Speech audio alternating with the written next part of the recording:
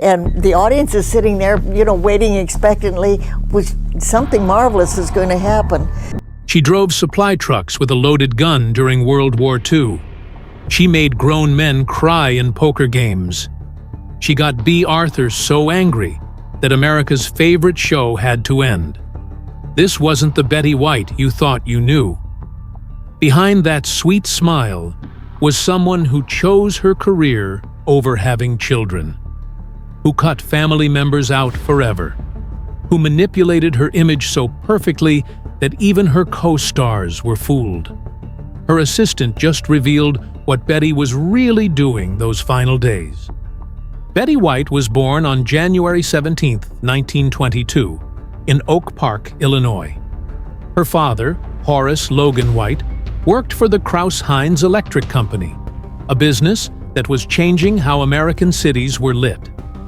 When Betty was just 2 years old, the family moved to Los Angeles. This wasn't just a family decision. It was part of Crouse-Hinds' big push into the West Coast during the electric boom of the 1920s. While most families were struggling through the Great Depression, the Whites lived comfortably, thanks to Horace's executive role.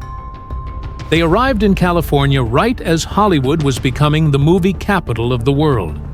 It's strange to think that Betty, who would one day become a TV icon, was raised in a home powered by one of America's top lighting companies. That same company, now part of Eaton Corporation, still helps light up cities today. By the time she reached high school, Betty was already taking charge. At Beverly Hills High in 1939, she didn't just act in the senior graduation play, she rewrote it. She directed it, starred in it, and assigned roles like a general giving orders. Her classmates jokingly called her Little Napoleon. The play, a sharp comedy poking fun at Hollywood, shocked the audience. Some actual Hollywood stars were there, and they saw themselves being roasted on stage. The local paper called Betty's performance unnervingly mature. She was only 17, but already fearless in calling out powerful people with humor. Just 2 years later, when World War II broke out, Betty didn't sit back. She joined the American Women's Voluntary Services and drove supply trucks around rough parts of Santa Monica and Hollywood. She was 19, alone at night, carrying candy, cigarettes, and even a loaded .38 revolver. She logged more than 15,000 miles in service and wasn't afraid to stand up to drunk or aggressive soldiers. In one incident, she physically pulled a man off a younger volunteer. Betty's sweet image came years later, but this tough, gritty side was always there. She'd learned how to handle dangerous situations with confidence and calm. That confidence was shaped partly by her heritage. Her mother, Christine, came from a mixed background: Greek, Danish, English, and Welsh. Christine's Greek family had escaped poverty in Thessaloniki in 1898 and settled in Chicago's Greek town. From her Greek roots, Betty inherited a sense of drama and sharp wit. The Danish influence made her practical and grounded. Her English side brought a love of performance, and her Welsh blood added a rebellious streak. Betty once admitted she often felt like she was playing different versions of herself, depending on the setting. A 2010 DNA test revealed her ancestry was 31% English, 28% Danish, 23% Greek, and 18% Welsh, a mix that seemed to perfectly match her unpredictable personality. Before most Americans had even seen a television, Betty was already on it. In 1939, at just 17, she appeared in an experimental TV broadcast in Los Angeles. It reached about 300 homes. She wasn't even supposed to perform. She was just supporting a friend who backed out at the last minute. Betty stepped in and sang "On the Good Ship Lollipop." One reviewer described her performance as surprisingly sophisticated. That kinescope recording burned in a 1971 fire, but the moment was real. Betty had entered TV history before it had even begun. Betty's love life, however, started with chaos. In 1945, she married Air Force pilot Dick Barker. But this wasn't a love story. It was a blunt physical decision. In her words, "We wanted to sleep together." It lasted just 6 months. After he left the military, Barker moved Betty to his family's chicken farm in Ohio. She hated it. She was expected to kill chickens for dinner. As a lifelong animal lover, she said, "No way." They divorced the same year they married. Her next marriage wasn't much better. In 1947, she married Lane Allen, a Hollywood agent. But when he asked her to quit acting and start a family, she left. She didn't want kids. She wanted a career. The divorce came in 1949, the same year she landed her first big break on TV. That timing wasn't accidental. She joined Hollywood on television in 1949, at first playing the assistant to host Al Jarvis. The show aired 5 hours a day, 6 days a week. Most men couldn't handle the grind.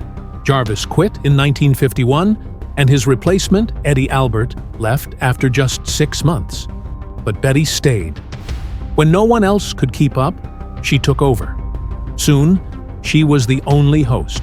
She didn't wait to be invited to power. She took it. She turned the exhausting schedule into her advantage, gradually adding scripted scenes that would later form the basis of her own show. In 1952, Betty made another bold move. She formed her own company, Bandy Productions, named after her dog. She partnered with George Tibbles and Don Fedderson, not just to act, but to produce her own sitcom. That show, Life with Elizabeth, launched in 1952, made her one of the very first women to produce a sitcom. She called the shots, writing, producing, and starring. And when NBC picked up her next show in 1954, she refused to cave to pressure from Southern stations who objected to a black performer, Arthur Duncan, being featured. Betty didn't just refuse to fire him, she gave him more airtime. "I'm sorry. Live with it," she said. She wasn't just kind, she was strategic. That same year, she won a local Emmy for Life with Elizabeth. It was a huge deal. She wasn't just winning for acting, she was being recognized for controlling every part of the show. This win gave her power. She used it to negotiate full creative control over The Betty White Show at NBC. She didn't see awards as rewards. She saw them as tools. Each trophy was another step up the ladder. In 1961, she appeared on the game show Password. It looked like a typical guest appearance, but it changed her life. That's where she met the host, Alan Ludden. The chemistry was instant. She said later, "We felt like we knew each other." He fell for her fast and proposed within weeks. But Betty? She said no. Again and again. For a whole year, she turned him down. Even when he gave her a diamond ring, she refused it. So, Ludden wore the ring around his neck. She wouldn't move to New York. She wouldn't give in. It wasn't coldness. It was strategy. She wanted to stay in control. But on Easter in 1963, something cracked. He sent her a stuffed white bunny with gold leaves in its ears, ruby, diamond, and sapphire earrings tucked inside. The note read, "Please say yes." She finally did. Years later, she said it was her biggest regret, not saying yes sooner. But the wait led to an 18-year marriage that lasted until his death in 1981. Underneath that gentle smile was someone shockingly competitive. Her friends knew it during their poker nights. She loved a game called Screw Thy Neighbor, a ruthless card game where players tried to stick each other with bad hands. Betty thrived in it. There was a trophy, a brass cup engraved with Pico Poker Club. Whoever won got to keep it until the next game. But if they forgot to bring it back, the penalty was $2,000 or death, whichever is more appropriate. That was Betty's rule. It was funny. But it also showed she played to win and didn't mind using intimidation, all while acting sweet. Since she often got to pick the game, she chose her favorite version where she had the upper hand. The real Betty wasn't just playing cards. She was playing people and winning. Even her wedding became a strategic move. Betty and Alan didn't get a honeymoon. He had to get back to work on Password. But Betty made sure their wedding still made headlines. She pulled a string no one else could. Jack Paar, the legendary host of The Tonight Show, had always refused to appear on Password. He never said yes until Betty asked. He came on as a gift for their wedding. Just once. Just for them. It wasn't just sentimental. It was smart. Ratings shot up. Viewers tuned in. And Betty proved again that she had the kind of pull that made things happen in Hollywood. That kind of influence wasn't luck. In 1983, Betty became the first woman to win a Daytime Emmy for Outstanding Game Show Host. She beat Dick Clark and Richard Dawson. And she did it with a show that only aired for 65 episodes, Just Men. It ran from January 3 to April 1st. Just 3 months. But that's all Betty needed. The format was perfect for her. 2 women had to predict how 7 male celebrities would answer yes or no questions. Betty's quick wit and sharp timing carried the show, even though it aired in a terrible noon slot when most viewers were watching the news. She made it work. She got another nomination in 1984, but even that short-lived show had already made history. 10 years earlier, she almost missed one of her biggest roles. In 1973, The Mary Tyler Moore Show needed a new character for episode number 73. The script described her as an icky, sweet Betty White type. The producers were nervous. Betty was already close friends with Mary Tyler Moore and her husband, Grant Tinker. What if she auditioned and wasn't right? It would be awkward. But casting director Ethel Wynant didn't overthink it. She just called Betty. That call turned into one of the show's most iconic characters, Sue Ann Nivens. Her first appearance was meant to be a one-off. But after the taping, James L. Brooks pulled her aside and said, "Don't make too many plans." He knew. Everyone knew. Betty had nailed it. Sue Ann wasn't just another role. She was a mirror, one Betty carefully crafted.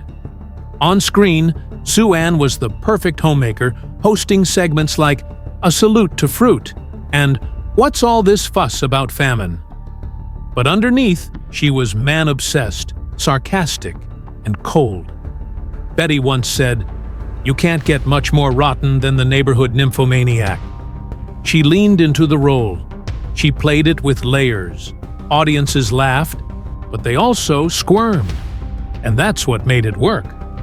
Sue Ann wasn't just funny. She was brilliant commentary wrapped in charm. Betty's role didn't just entertain. It won her 2 consecutive Emmys in 1975 and 1976 for Outstanding Supporting Actress. She joined the main cast in the 5th season after Valerie Harper left. The timing was perfect. Betty made sure Sue Ann could carry stories on her own. Even in the final season, when she had less screen time, she still got nominated. That's how deeply she had embedded herself in the show's success. But it wasn't just talent. It was politics, too. She built strong relationships with writers, with producers, and she was careful never to overshadow Mary Tyler Moore. She played the long game, on screen and off. After the Mary Tyler Moore Show ended in 1977, Betty didn't disappear. She showed up where it mattered. Her appearances on The Carol Burnett Show weren't random. They were timed, planned. She used them to stay in the spotlight during that uncertain time between major roles. In a 1976 sketch, she played Eunice's snobby sister Ellen, snarky, cold, hilarious. In another, she played an old woman at a college reunion, showing she could stretch across age ranges. These roles weren't just for laughs. They were career chess moves, each one keeping her relevant, each one leading her closer to the Golden Girls. Betty White and Rue McClanahan were supposed to play the opposite roles. Everyone assumed the director had a last-minute change of heart. That wasn't true. Producers actually wanted Betty as Blanche and Rue as Rose. It made perfect sense. Betty had already played the man-hungry Sue Ann Nivens, while Rue was known as the sweet, scatterbrained friend on Maude. But behind the scenes, Betty wasn't happy.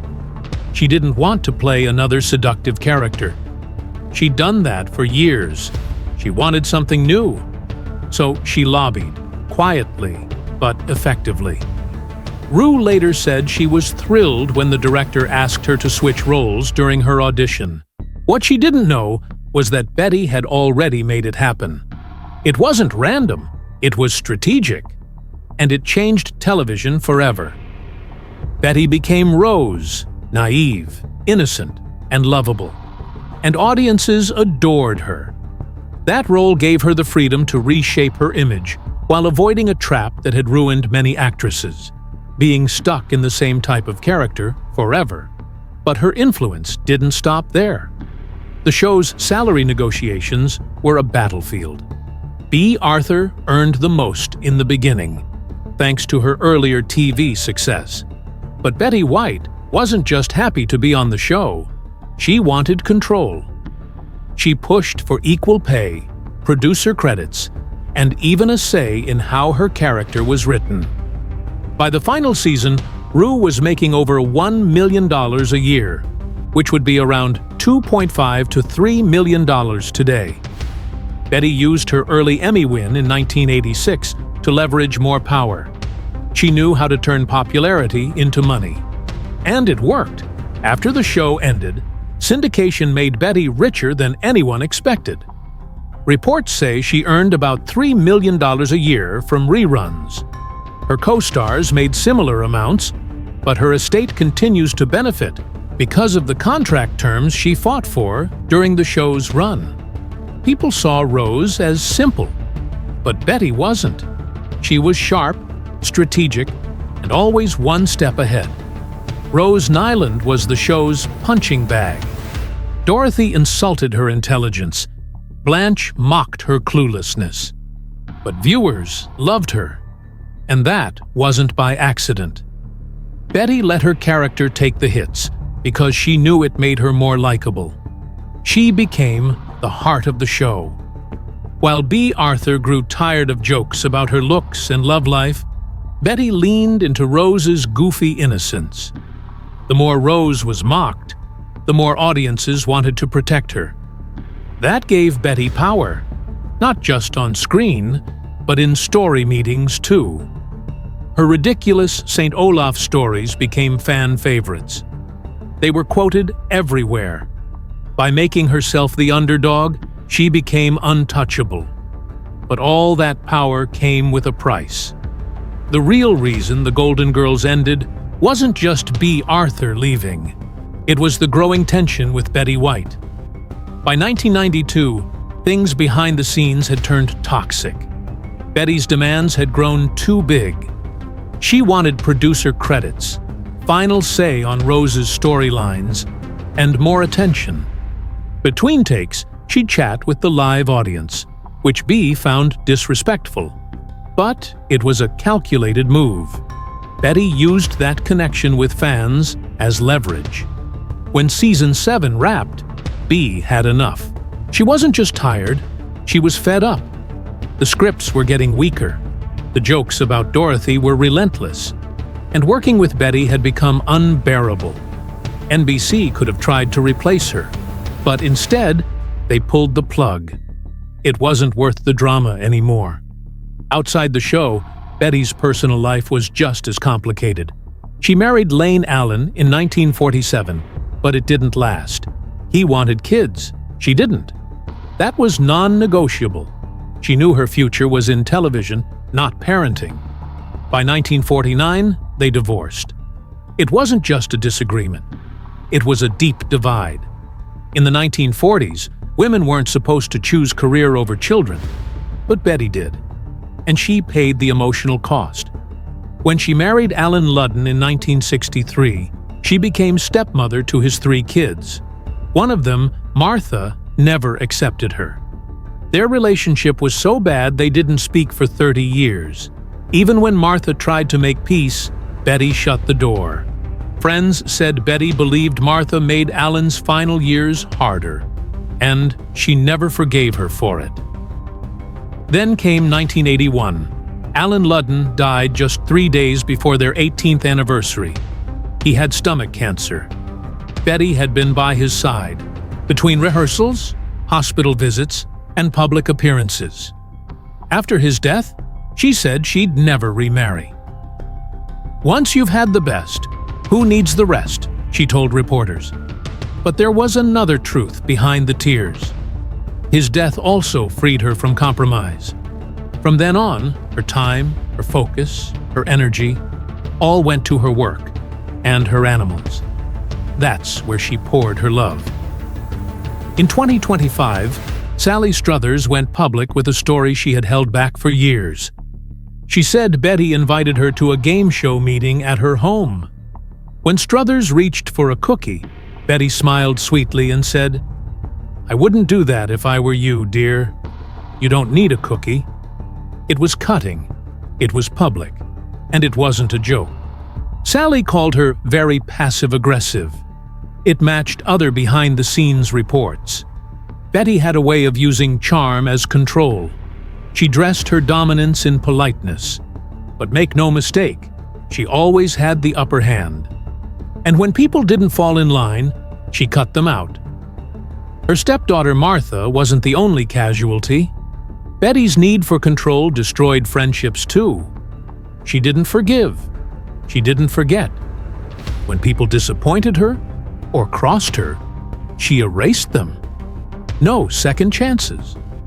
Her public image was all warmth, but privately, she kept tight boundaries. If you challenged her, you were gone. Betty White didn't just survive in Hollywood, she outplayed it. When she showed up on Boston Legal from 2005 to 2008, most people thought it was just another fun guest role. But she knew exactly what she was doing. She was working beside James Spader and William Shatner on a show that got 26 Emmy nominations. And she wasn't just there to act. She was sending a message. The woman who once ruled the Golden Girls wasn't going to fade into the background of a youth-obsessed industry. She used the legal drama's serious tone and strong writing to prove she could do more than comedy. It wasn't just a role. It was her re-entry into relevance. Then, in 2009, at age 87, she dropped a bombshell in The Proposal. She stole scenes from Ryan Reynolds and Sandra Bullock like it was nothing. In one moment, she walked off with a Samoyed puppy during rehearsal. It seemed like a spontaneous joke, but it wasn't. She later said she didn't even think about it. She just acted. Nobody stopped her. That move ended up in the final cut and became one of the movie's most talked about moments. It wasn't luck. It was instinct sharpened by decades of performing. Hollywood had labeled her a memory from the past, but she forced them to admit Betty still had it. And just when people thought they had her figured out, she flipped the script again. In 2010, a Facebook campaign took off. Betty White to host SNL. Within weeks, hundreds of thousands had joined. NBC gave in. But behind the scenes, it didn't feel so random. It felt too perfect. Just a few weeks earlier, she'd appeared in a Snickers commercial during the Super Bowl. It was a viral hit. The campaign, her hosting date, May 8th, and the return of SNL legends like Tina Fey and Maya Rudolph all seemed a bit too coordinated. She joked she'd beat up the guy who started the petition, but she knew what had just happened. She used the internet better than people half her age. The result? A ratings boost, a viral moment, and an Emmy win. That's not a comeback. That's strategy. she wasn't done yet. Hot in Cleveland premiered in 2010. Betty White, then 88, wasn't just acting. She got executive producer credit. The show became the biggest hit TV land ever had. 128 episodes, 6 seasons. Her character, Elka, was more than comic relief. She was the show. Critics loved her. She got SAG awards. Behind the scenes, her producer credit meant power, creative decisions, money, control. She'd spent decades watching men take credit. Now, she was taking her own. At an age when most actors fade out, she doubled down. But behind the curtain, things weren't as perfect as they seemed. Just days before her death on December 31, 2021, Betty was still telling the press she felt so good and was in such good health. The truth was different. She had memory issues, mobility struggles, and rarely left home during the pandemic, not just out of caution, but because her body was failing. Her longtime assistant Kirsten Mikolas helped keep the image alive. Every public photo, every message was carefully managed. To the world, Betty still sparkled. Privately, she was fading. Her final word shocked the world. Alan. People swooned over the idea that she was calling out to her late husband, Alan Ludden. But those close to her knew the truth might be heavier. Betty had married Ludden in 1963. He died of cancer in 1981. She never remarried. She once said, "When you've had the best, who needs the rest?" But she'd also spent years away from him, chasing work, choosing career over time together. Saying his name might not have been about romance. It might have been regret. Then came the stroke. On Christmas Day 2021, Betty suffered a major stroke. 6 days before she died. It was never announced. Her team said nothing. Just 5 days before, she had filmed what would be her final video message for fans, dressed up and smiling, promoting her 100th birthday celebration. Her death certificate listed the stroke as the cause. She had stayed alert and coherent afterward, but there was no saving her. Her team protected the image until the very end. What happened next left fans divided. A documentary titled Betty White, 100 Years Young, had already been filmed. Her final message was part of it. After her death, the team had a choice: cancel it or release it. They chose to go ahead. On January 17, 2022, what would have been her 100th birthday, the film played in 1,500 cinemas. It made serious money. Some said it honored her. Others called it a cash grab. Either way, the cameras were still rolling. And Betty's final thank you was turned into a box office event. At the center of all of this stood her assistant, Kirsten Mikolas. She was there when Betty died. She ran her day-to-day life, managed her social media, handled her press, and protected her legacy. She shared one of the last photos ever taken of Betty, December 20th, 2021. Just 11 days before she passed. She said Betty was radiant that day. After her death, Mikolas became the gatekeeper of Betty's image. She now controls Betty's online presence, and with it, the secrets no one else knows. But she's never told them. Because Betty knew how to pick people. And how to keep control, even from beyond the grave. Betty White's greatest role wasn't Rose Nyland or Sue Ann Nivens. It was Betty White, the icon. She built that character herself, starting back in 1949 when she first moved to television. She knew how to smile, how to deflect, how to play the sweet grandma even when she was the smartest person in the room. She was ruthless when needed, competitive without showing it, and always one step ahead. Even when she played naughty roles, the public still saw her as innocent Betty. It wasn't just luck, it was image manipulation at the highest level. And that image gave her power. Other celebrities feared her, not because she was mean, but because she knew everything. She had dirt on everyone and never needed to use it.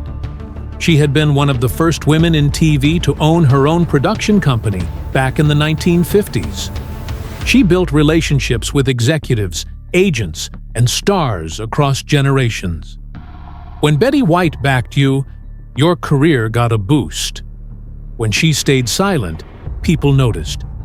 She could start a trend or end one with just a smile or a joke.